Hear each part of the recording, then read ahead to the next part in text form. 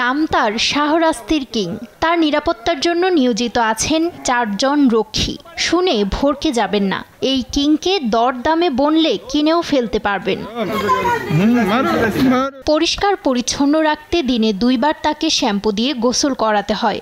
দেহের পুষ্টি বাড়াতে দেশি ঘাস সহ ভুসি ও খৈল খাওয়ানো হয়।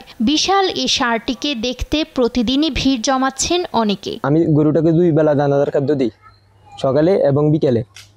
এই গরুটাকে শ্যাম্পু দিয়ে গোসল করাই 2 বেলা। খামারে আসছি বড় গরু দেখার জন্য। এখানে এত বড় গরু আছে, আমার বয়সে আমি আর দেখি নাই এত বড় গরু। খামার থেকে বের হয়ে মুক্ত পরিবেশ পেলেই ছুটতে শুরু করে শাহরাস্তির কিং। যাতে ছুটে পালাতে না পারে সেজন্যই 4 জন নিরাপত্তা রক্ষী সবসময় তার দেখভাল করেন। শাহরাস্তির কিং বর্তমানে চাঁদপুরের শাহরাস্তিতে তাকে লালন পালন করা হচ্ছে। বয়স 3.5 বছর, ওজন প্রায় 25 মণ।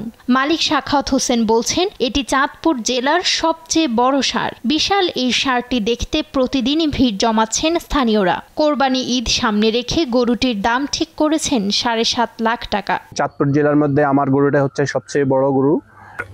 দীর্ঘদিন আমি আমার এই গরুটাকে যত্ন করে লালন পালন করেছি।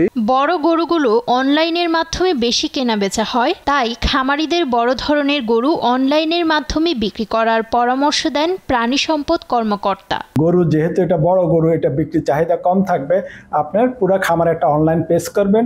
অনলাইন পেজ করে এই বড় গরুর সাইজ, তার ওয়েট এবং তার জাত দিয়ে দিবেন এবং এটা একটা নির্দিষ্ট রেট দিয়ে দিবেন। শাহরাস্তির কিং ছাড়াও সাখাওয়াত হোসেনের খামারে কোরবানির আরও 14টি গরু রয়েছে। নিউজ ডেস্ক, দেশ টিভি।